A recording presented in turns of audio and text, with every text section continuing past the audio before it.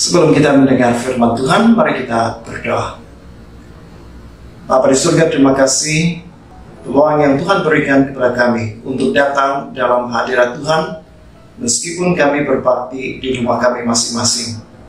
Kami serahkan masa dan tempat ini ke dalam tangan Tuhan, dan mengizinkan Tuhan berbicara dalam setiap hati kami, sehingga kami boleh mendengar firman Tuhan dengan jelas, dan firman-Mu sekali lagi menguatkan, bahkan menumbuhkan iman kami dalam Tuhan.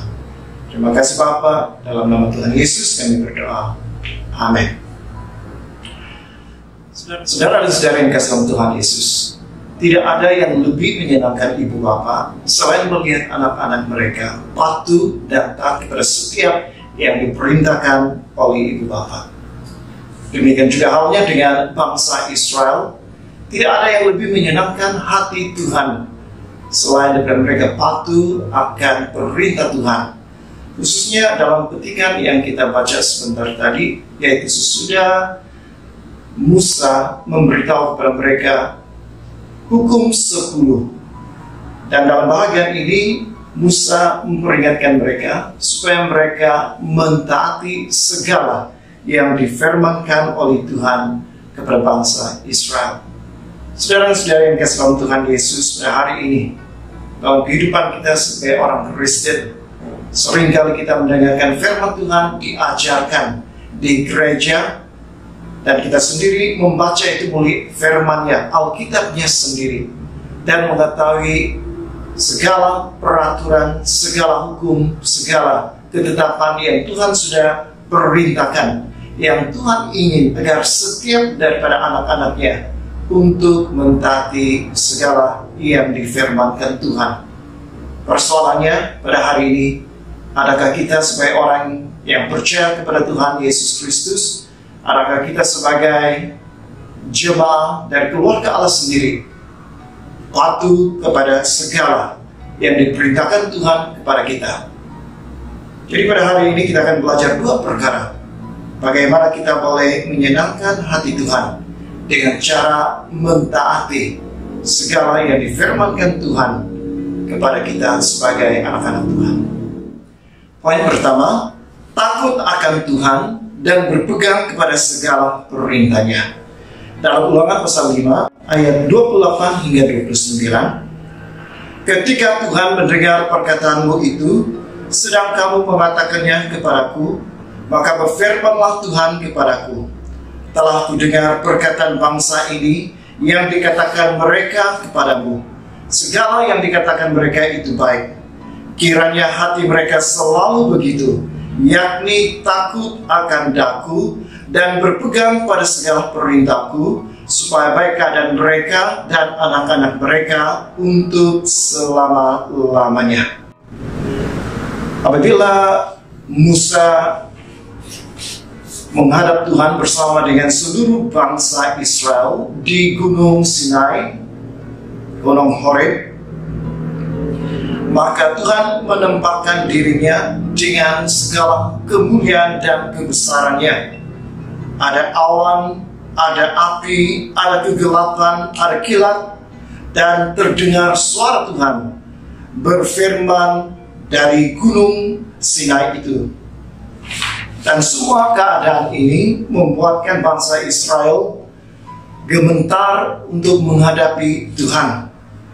Dan mereka meminta kepada Musa supaya Musa sahaja yang bertemu dengan Tuhan. Musa sahaja yang akan bercakap-cakap dengan Tuhan, sementara mereka menantikan perintah daripada Tuhan, dan mereka sendiri berjanji untuk mentaati dan melakukan segala yang diperintahkan oleh Tuhan melalui Musa. Jadi saudara dan saudara yang kasih dalam Tuhan Yesus, mereka berkata-kata di antara satu sama lain karena mereka sudah melihat Tuhan. Apakah mereka akan mengalami kematian? Karena konsep pada waktu itu tidak ada seorang pun yang bertahan apabila bertemu dengan Tuhan. Karena Tuhan yang ditemui itu Tuhan yang suci, manusia tidak bertahan dengan kesucian Tuhan, sehingga manusia yang melihat Tuhan akan mati. Jadi ini yang mereka perkataan di antara satu sama yang lain, mereka takut akan Tuhan. Sehingga dalam ayat ke-29 dikatakan, kiranya hati mereka selalu begitu, yakni takut akan daku dan berpegang pada segala perintahku. Saudara dan saudara yang kasih dalam Tuhan Yesus, takut akan Tuhan itu sangat penting. Kalau kita takut akan Tuhan, dikatakan di sini, maka kita akan berpegang kepada segala perintahnya. Takut akan Tuhan itu tidak seperti takut kepada iblis atau takut kepada majikan. Kalau takut kepada iblis, memang iblis suka manusia takut kepadanya karena dia mau mengambil atau mau mencuri kemuliaan Tuhan supaya manusia takut kepadanya. Itu juga bukan seperti kita takut terhadap majikan kita. Apabila majikan kita berada di hadapan, maka kita taat kepada segala yang diperintahkan, kita melakukan pekerjaan dengan begitu rajin. Tetapi apabila majikan kita sudah pergi meninggalkan tempat pekerjaan kita, maka kita kembali bersenang-senang, beriak-riak, bercerita-cerita, dan tidak melakukan apa yang sepatutnya kita lakukan sebagai pekerja. Jadi saudara-saudara yang kasih dalam Tuhan Yesus, mereka takut akan Tuhan. Ketakutan yang sedemikian bukan ketakutan yang tidak benar, tapi ini ketakutan yang benar. Karena ketakutan yang sedemikian menimbulkan perasaan hormat mereka kepada Allah yang berbicara kepada mereka di Gunung Sinai. Oleh sebab mereka ada perasaan takut akan Allah yang sinonim dengan rasa hormat mereka terhadap Allah yang memberi hukum itu sendiri, maka mereka bersedia untuk melakukan segala yang diperintahkan Tuhan kepada mereka. Jadi saudara-saudara yang kasih dalam Tuhan Yesus, sebagai anak-anak Allah, marilah kita memiliki perasaan takut akan Allah, yaitu perasaan hormat terhadap Allah kita. Dan apabila kita memiliki perasaan hormat, perasaan takut akan Allah, maka kita akan bersedia melakukan segala firman Tuhan itu di dalam hidup kita. Bukan dalam jangka waktu yang pendek, atau kita mentaati Tuhan itu, melakukan perintah Tuhan itu sekali-sekala, tetapi kita melakukan itu selalu, di mana-mana sahaja, tidak putus-putusnya kita melakukan firman Tuhan itu, mentaati firman Tuhan itu di dalam hidup kita. Kenapa? Karena kita ada perasaan hormat, karena kita ada perasaan takut akan Allah yang mendorong kita untuk memperhatikan firman Tuhan itu, melakukan perintah Tuhan itu selalu dan bukan hanya sekali-sekala. Karena saudara dan saudara yang kasih dalam Tuhan Yesus, takut akan Tuhan dan melakukan perintah Tuhan itu adalah kewajiban setiap orang. Dalam Kidung Agung pasal 12 ayat 13 hingga 14, akhir kata dari segala yang didengar ialah takutlah akan Allah dan berpeganglah pada perintah-perintahnya, karena ini adalah kewajiban setiap orang. Sekali lagi saya bacakan, karena ini adalah kewajiban setiap orang. Karena Allah akan membawa setiap perbuatan ke pengadilan yang berlaku atas segala sesuatu yang tersembunyi, entah itu baik, entah itu jahat.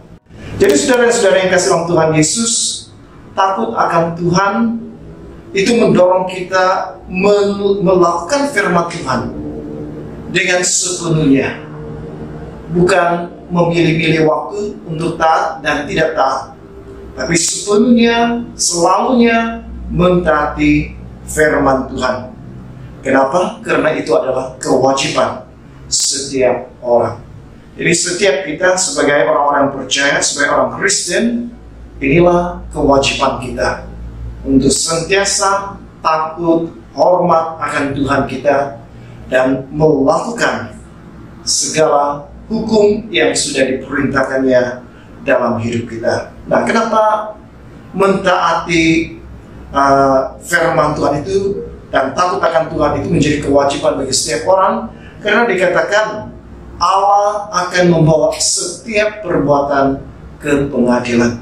Jadi saudara-saudara yang kasih dalam Tuhan Yesus, kalau kita tidak takut akan Tuhan, kita tidak menghormati Dia, sudah pasti kita tidak mentaati segala hukumnya. Kita akan melanggar segala hukum yang Tuhan sudah tetapkan dalam kehidupan kita. Tetapi jangan lupa, di akhir segalanya, Tuhan mengatakan, firman Tuhan mengatakan di sini dalam ayat ke-14, Tuhan akan membawa setiap perbuatan itu ke pengadilan. Kita akan berdiri di hadapan Tuhan, di hadapan pengadilan Tuhan, di hadapan takhta pengadilan Tuhan, dan kita akan dihakimi. Bukankah perasaan berdiri di hadapan Tuhan itu sesuatu yang membuatkan kita rasa gemetar?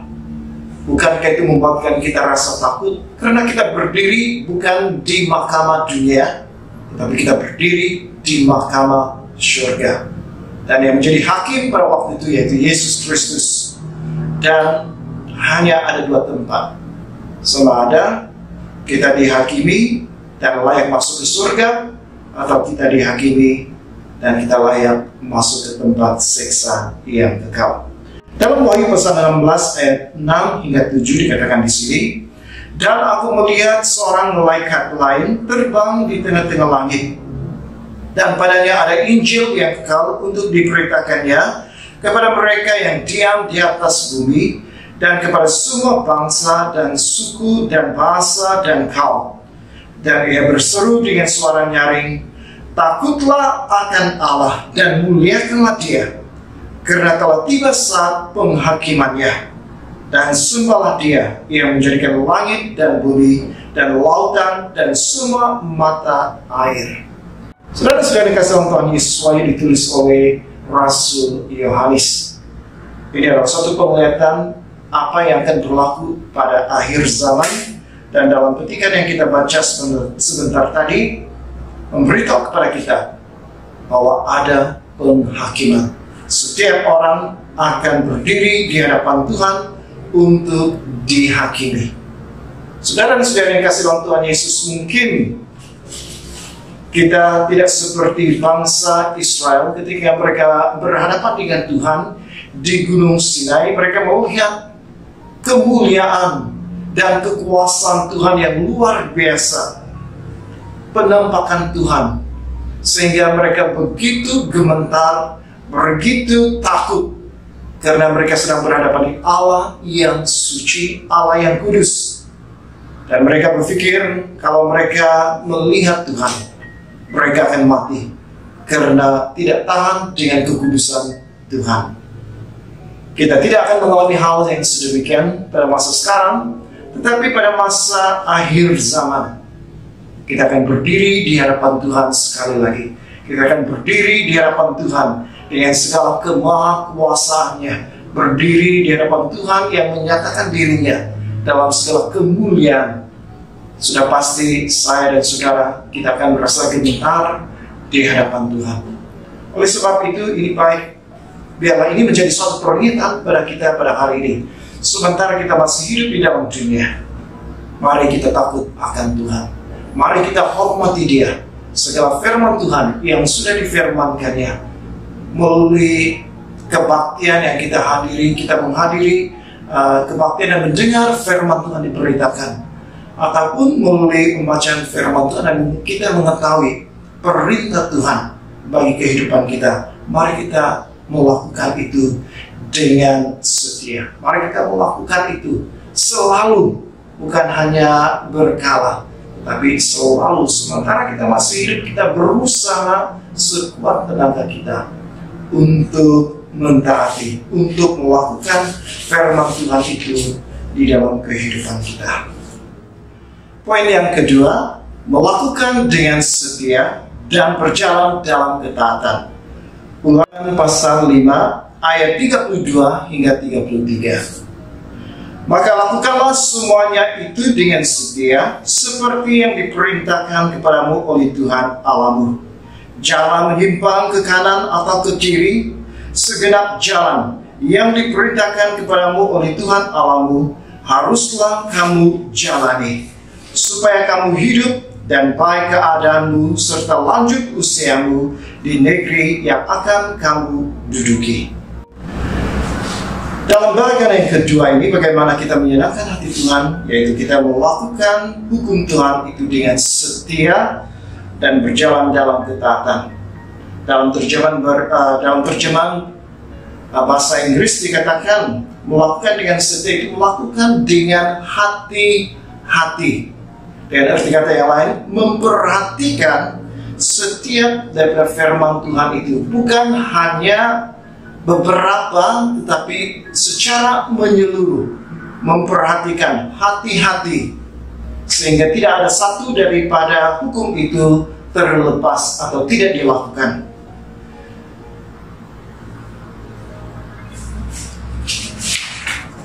Dalam Yakobus pasal 2 ayat 10 mengatakan di sini, sebab barang siapa menuruti seluruh hukum itu, tetapi mengabaikan satu bahagian daripadanya, ia bersalah terhadap keseluruhannya.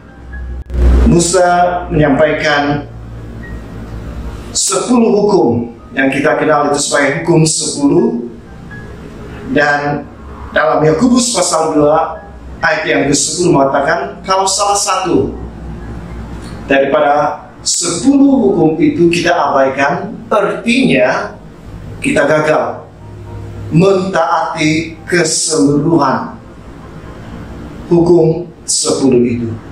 Jadi saudara dan saudara yang dikasih dalam Tuhan Yesus, apabila dikatakan di sini supaya kita ini melakukan dengan setia, melakukan dengan hati-hati, jangan sampai kita mentaati seluruh hukum Tuhan, tetapi ada satu bahagian hukum Tuhan itu sendiri yang kita langgar, karena pada akhirnya kita bersalah, kata Yakobus, karena kita gagal mentaati satu daripada semua firman Tuhan dalam hidup kita. Itu seperti ketika kita memasak, menggoreng telur dadar.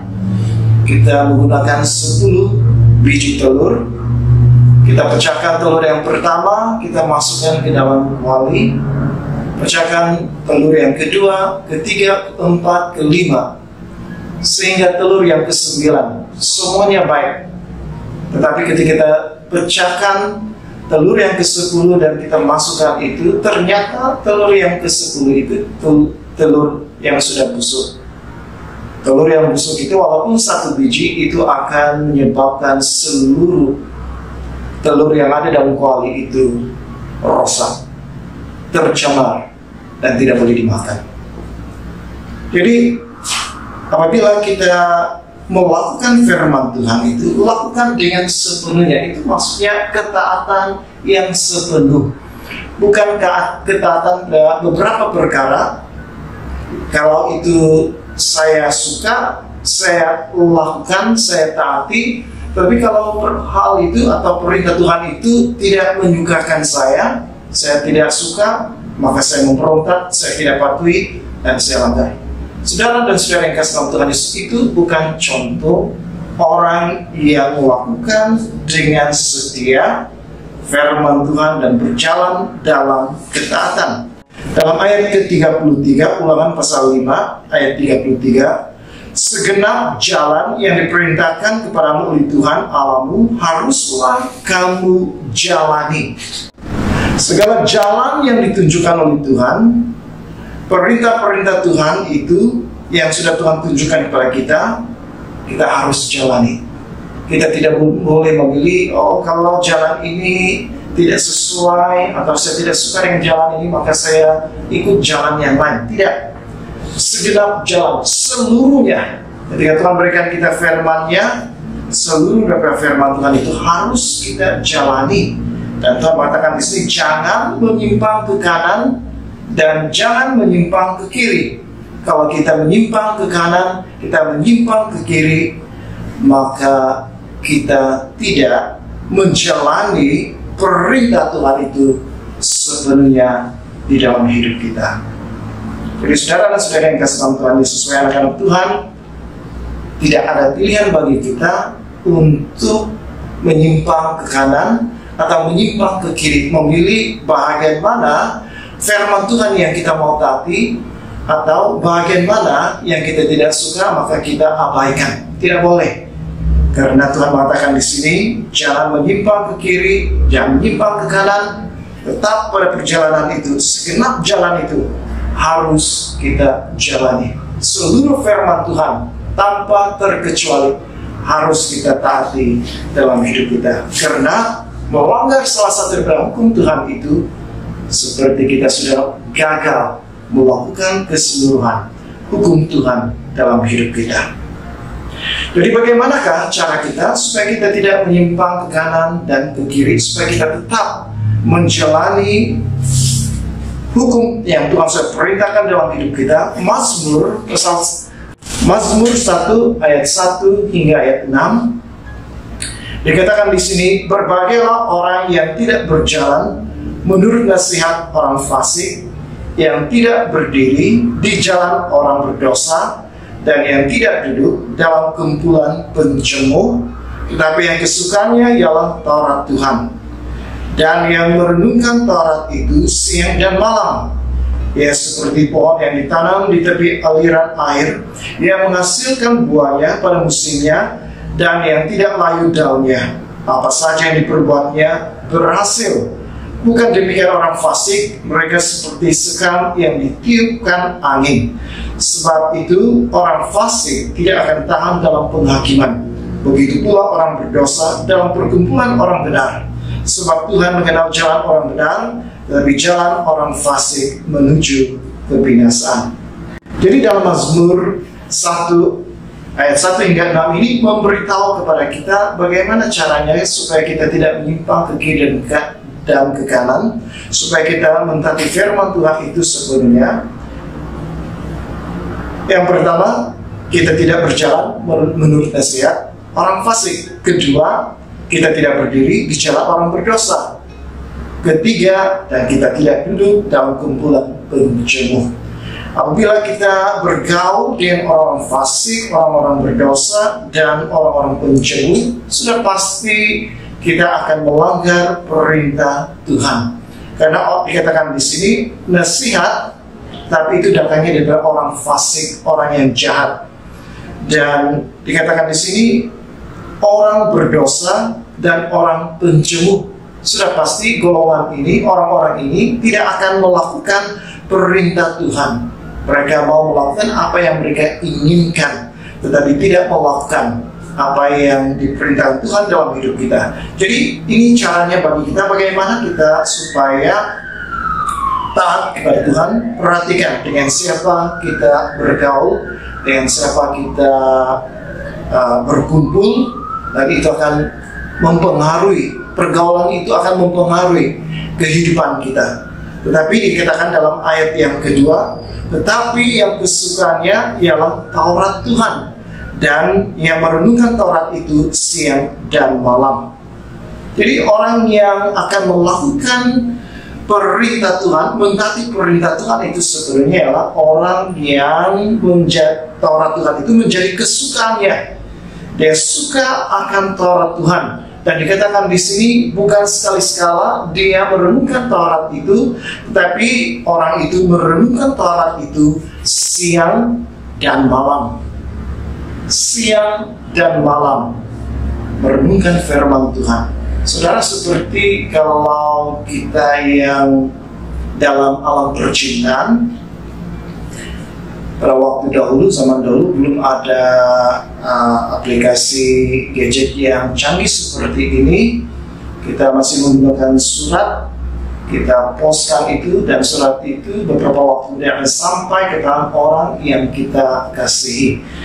Dan apabila orang yang kita kasihi itu membaca surat dari kita, ataupun kita sendiri menerima surat yang diberikan kepada kita dari kekasih kita, saya percaya kita akan membaca surat itu berulang kali. surat itu menjadi kesukaan bagi kita. Kita membaca surat itu bukan hanya sekali, kita baca itu 2 kali, 3 kali, 4 kali, berkali-kali. Kenapa? Karena yang menulis surat itu adalah kekasih kita. Jadi firman Tuhan itu yang seperti surat cinta dari Tuhan kepada kita. Apabila kita mengasihi Tuhan, sudah pasti kita akan mengasihi Tauratnya. Apabila kita mengasihi Tuhan, sudah pasti kita akan mengasihi firman-Nya. Dan apabila kita mengasihi firman-Nya, tidak cukup sekali kita membacanya, tidak cukup sekali 2 kita merenungkannya. Kita akan merenungkannya siang dan malam. Jadi saudara dan saudari kasih dalam Tuhan Yesus, apabila kita mengasihi Tuhan, kita akan mengasihi firman-Nya, kita akan mentaati firman-Nya. Bukan saja kita merenungkannya siang dan malam, sudah pasti kita akan melakukan semua firman Tuhan itu di dalam kehidupan kita. Kita mentaatinya bukan hanya beberapa perkara saja, tapi seluruh daripada firman Tuhan itu sendiri. Karena kita mengasihi Tuhan dan mengasihi firman-Nya, juga mengasihi perintah-Nya di dalam hidup kita. Dalam Amsal pasal 4 ayat 20 hingga 27, hai anakku, perhatikanlah perkataanku, arahkanlah telingamu kepada ucapanku, janganlah semuanya itu menjauh dari matamu, simpanlah itu di lubuk hatimu, karena itulah yang menjadi kehidupan bagi mereka yang mendapatkannya, dan kesembuhan bagi seluruh tubuh mereka. Jagalah hatimu dengan segala kewaspadaan, karena dari situlah terpancar kehidupan. Buanglah mulut serong daripadamu, dan jauhkanlah bibir yang dolak-dali daripadamu. Biarlah matamu memandang terus ke depan, dan tatapan matamu tetap ke muka. Tempuhlah jalan yang rata, dan hendaklah tetap segala jalanmu. Janganlah menyimpang ke kanan atau ke kiri, jauhkanlah kakimu dari kejahatan. Jadi dalam Amsal ini memberitahu kepada kita supaya kita harus memperhatikan perkataan atau firman Tuhan itu, mengarahkan telinga kita mendengar apa yang Tuhan firmankan, dan janganlah semua itu menjauh daripada matamu. Maksudnya apabila kita sesuatu yang semakin jauh itu tidak kelihatan lagi. Sama halnya apabila firman Tuhan itu jauh dari mata kita, artinya kita tidak melihat firman Tuhan, kita tidak melakukan firman Tuhan. Tetapi firman Tuhan mengatakan di sini, simpanlah itu di lubuk hatimu. Jadi kemanapun kita pergi, walaupun kita tidak melihat firman Tuhan, tapi firman Tuhan itu sudah tersimpan di dalam hati kita, maka dimanapun kita pergi, kita tetap melakukan firman Tuhan. Dan dikatakan dalam ayat yang ke-22, itulah yang menjadi kehidupan kita, firman Tuhan yang kita perhatikan, firman Tuhan yang kita arahkan telinga kita untuk mendengarnya, firman Tuhan yang kita simpan dalam hati kita, itulah yang akan kita lakukan di dalam kehidupan kita. Kita mentaati firman Tuhan itu. Jadi saudara dan saudara yang kasih dalam Tuhan Yesus, dalam ayat yang ke-23, jagalah hatimu dengan segala kewaspadaan. Buanglah mulut serong daripadamu, jauhkanlah bibir yang dolak-dali daripadamu. Biarlah matamu memandang terus ke depan, dan tetaplah matamu tetap ke muka. Fokus. Tempuhlah jalan yang rata, dan hendaklah tetap segala jalanmu. Jangan menyimpang ke kanan dan atau ke kiri. Jauhkanlah kakimu dari kejahatan. Jadi firman Tuhan ini, Amsal menasihatkan kita supaya memperhatikan firman Tuhan itu dan menyimpan itu dalam hati kita, supaya kemanapun kita pergi kita tetap mentaati firman Tuhan itu, dan dalam masa yang sama mengajar kepada kita beberapa perkara yang tidak baik yang melanggar perintah Tuhan itu, seperti dikatakan di sini, buanglah mulut serong daripada bibirmu, jauhkanlah bibir yang dolak-dali, yang selalu memberi alasan. Dan ada banyak lagi yang disebutkan di sini sebagai panduan bagi kita, supaya hal-hal sebenarnya kita harus jauhi karena itu melanggar perintah Tuhan. Jadi saudara-saudara yang dikasih dalam Tuhan Yesus, pada hari ini kita belajar firman Tuhan. Bagaimana kita mau menyenangkan hati Tuhan di dalam kehidupan kita? Yang pertama, kita harus takut akan Tuhan, karena takut akan Tuhan itu melahirkan sikap hormat kita kepada siapa Tuhan yang kita sembah. Dan apabila Tuhan yang kita hormati itu berfirman, menyampaikan kata-katanya, menyampaikan hukumnya, sudah pasti kita akan mentaati Tuhan dengan sepenuhnya. Dan yang kedua, kita harus melakukan firman Tuhan itu dengan setia hati-hati, sehingga tidak ada satupun yang keciciran, sehingga kita berjalan dalam ketaatan. Kita tidak menyimpang ke kanan ataupun ke kiri. Kita tetap dalam jalan yang Tuhan sudah tetapkan bagi kita, yaitu dalam hukum-hukumnya, dalam ketetapannya, dalam peraturannya, supaya melalui hukum seperti itu, apabila kita mentaatinya, sudah pasti saudara dan saudari yang kasih Tuhan Yesus, kita diberkati oleh Tuhan. Mari kita berdoa. Bapak di surga, terima kasih hari ini Tuhan, kami belajar tentang firman Tuhan, bagaimana kami sebagai umat-Mu boleh menyenangkan hati Tuhan. Tidak ada cara yang lain selain salah satu daripadanya. Kami harus melakukan firman Tuhan itu, memegang firman Tuhan itu dengan setia, dengan taat, dan tidak berpaling ke kiri ataupun ke kanan, tapi terus-menerus memperhatikan firman-Mu di dalam kehidupan kami.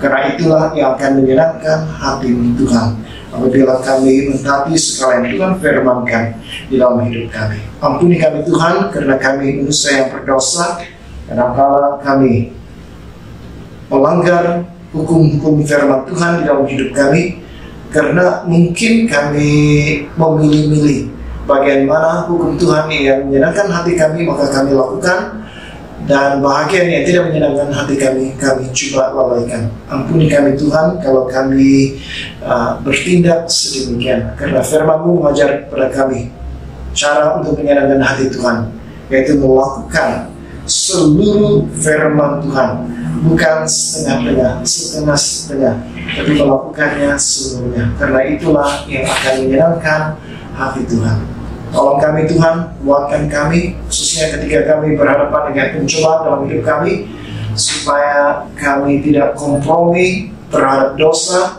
tetapi kami memperhatikan firman Tuhan. Kami mentaati firman Tuhan, karena kami mengasihi Tuhan, karena kami menghormati Tuhan. Terima kasih Bapa, dalam nama Tuhan Yesus kami berdoa.